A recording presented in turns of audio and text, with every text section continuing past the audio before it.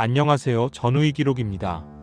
70년대 군 생활을 하신 전우 여러분, 그때 그 내무반 생활 기억하십니까? 지금 젊은 친구들에게 얘기하면 믿지도 않는 그 시절의 이야기를 오늘 준비했습니다. 오늘은 1970년대 내무반이 얼마나 힘들었는지 그 실상을 낱낱이 파헤쳐 보겠습니다. 영상이 도움되셨다면 구독과 좋아요, 알림 설정 부탁드립니다. 그럼 지금부터 1970년대 내무반이 지옥이었던 7가지 이유 시작하겠습니다. 7위 난방이라고는 없는 혹한의 내무반 앱 검색됨 1970년대 내무반에서 겨울이 얼마나 지옥이었는지 아십니까? 지금은 상상도 못할 그 혹독한 추위 속에서 병사들은 견뎌내야 했습니다. 당시 난방시설이라고는 페치카가 전부였습니다. 러시아식 벽난로인 페치카는 1958년 동부전선 3군단에 처음 설치된 이후 1980년대까지 막사의 주된 난방기구였습니다. 하지만 이 페치카는 문제투성이었습니다. 보급받은 석탄의 질이 형편없어 불이 수시로 꺼졌고 그때마다 빼당이라 불리는 당번병이 밤새 불을 지켜야 했습니다.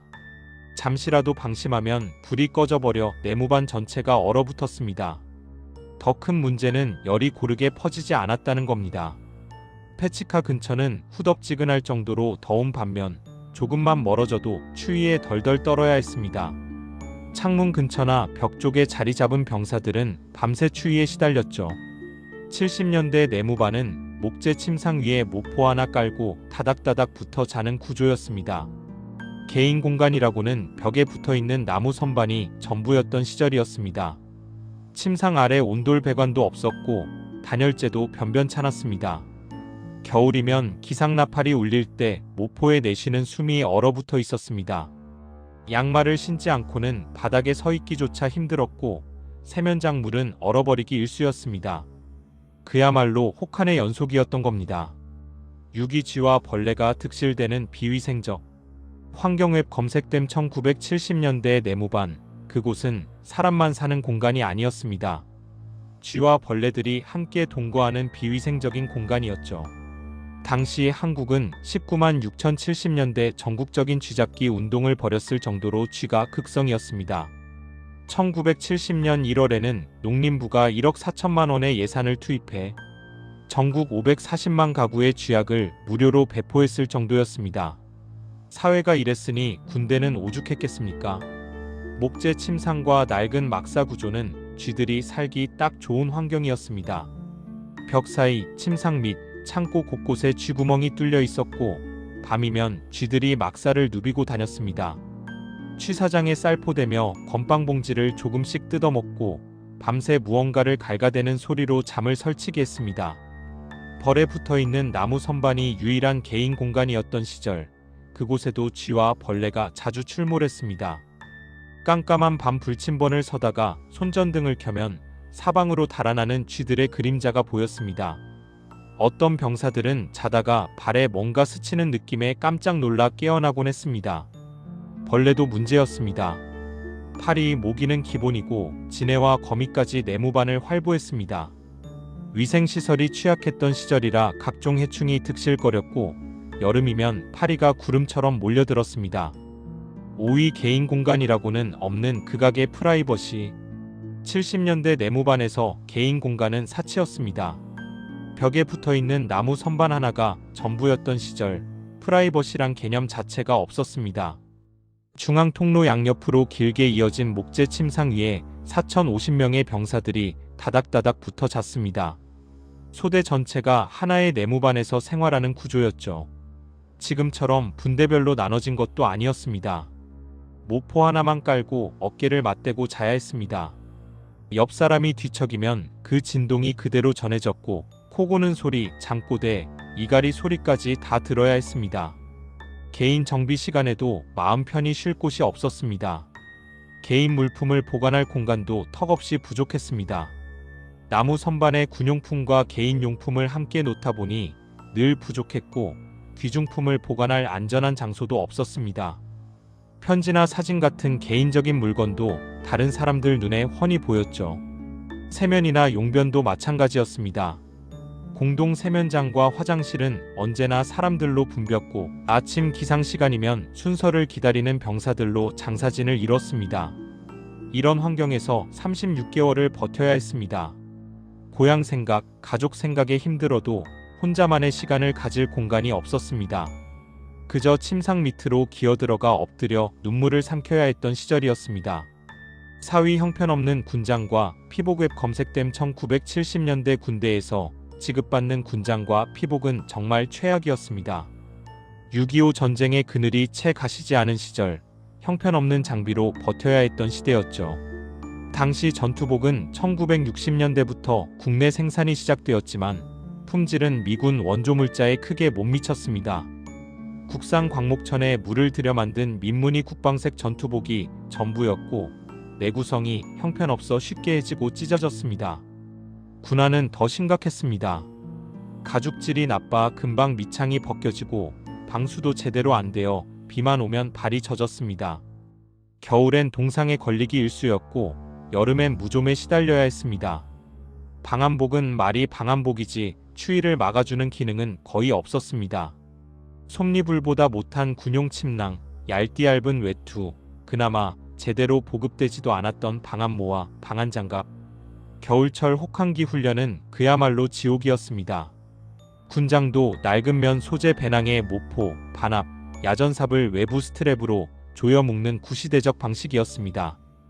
군장을 싸는 것도 물건을 꺼내는 것도 한참 걸렸고 무게 배분도 엉망이라 행군 때마다 등과 어깨가 짓눌려 고통스러웠습니다. 심지어 철모는 1.5kg에 달하는 무거운 M1 철모였습니다.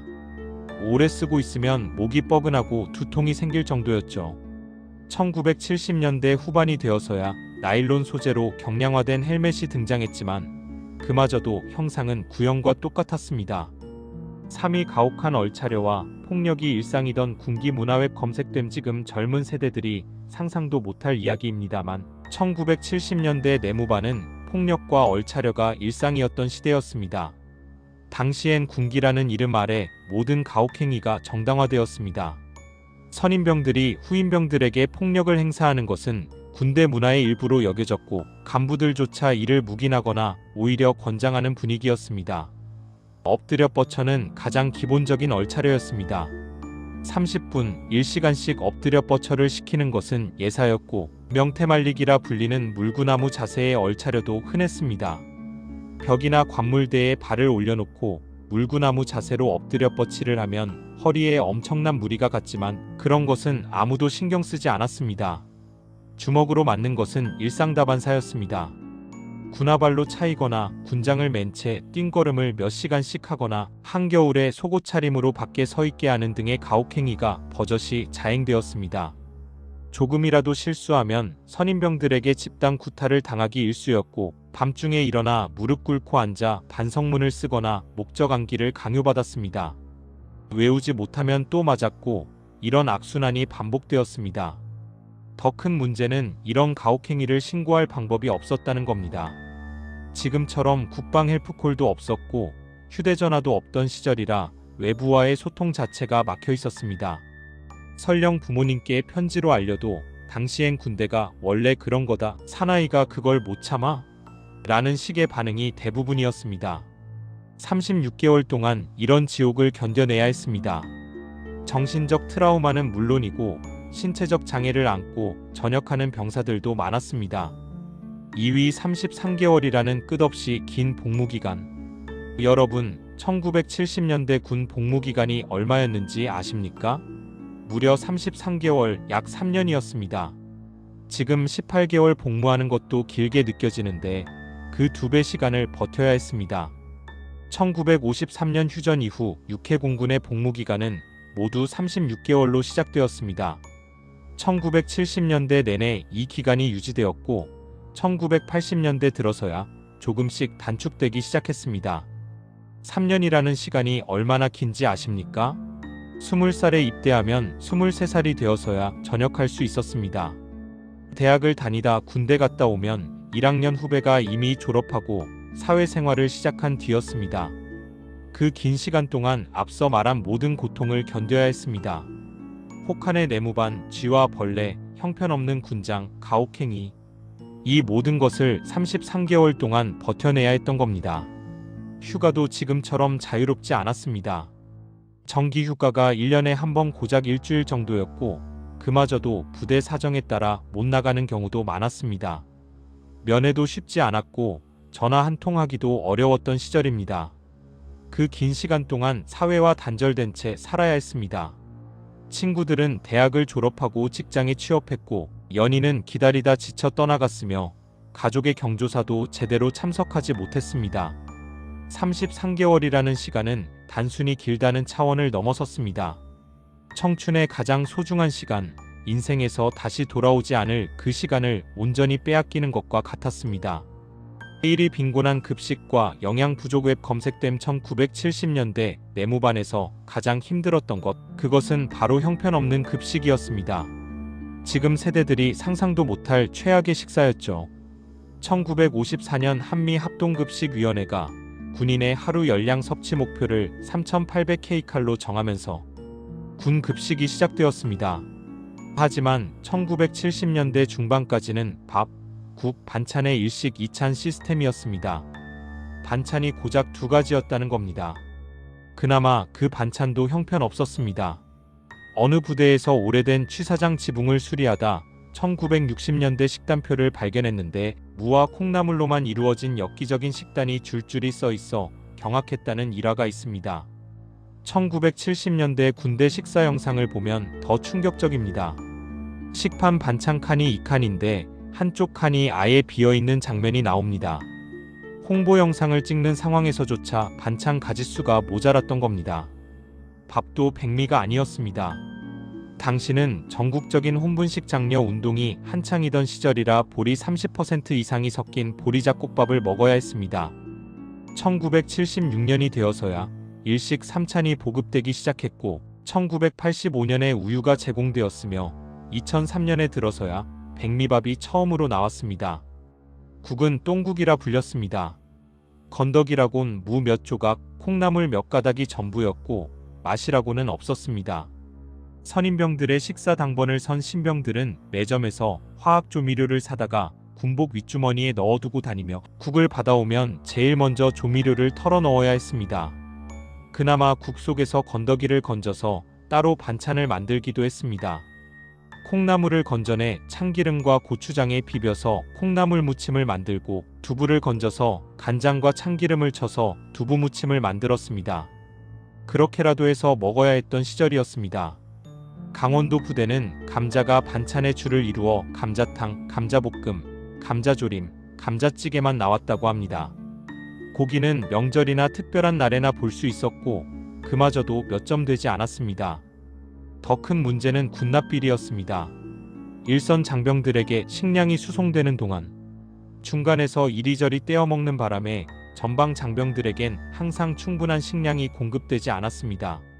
상급 부대로 올라갈수록 물자가 풍부했고 그렇기에 부유한 집, 자식들은 부모가 빽과 돈을 써서 높은 부대의 본부로 보내려고 했습니다. 영양 불균형으로 빈혈, 각기병 등에 시달리는 병사들이 많았습니다. 그나마 정량 배식이라 한 명당 먹는 양이 똑같았지만 훈련으로 소모된 체력을 회복하기엔 턱없이 부족한 양이었습니다. 이런 식사를 33개월 동안 먹어야 했습니다. 고향의 어머니가 차려주시던 따뜻한 밥상이 그리워 눈물을 삼켰던 시절, 그것이 1970년대 내무반의 현실이었습니다. 여러분, 오늘 1970년대 내무반이 지옥이었던 7가지 이유를 살펴보았습니다. 지금 우리가 누리는 것들이 얼마나 소중한지, 그리고 그 시절을 견뎌내신 선배님들이 얼마나 대단하신지 다시 한번 생각하게 됩니다. 영상이 도움이 되셨다면 구독과 좋아요, 알림 설정 부탁드립니다. 전우의 기록은 계속해서 여러분의 군 생활 이야기를 전해드리겠습니다. 시청해주셔서 감사합니다.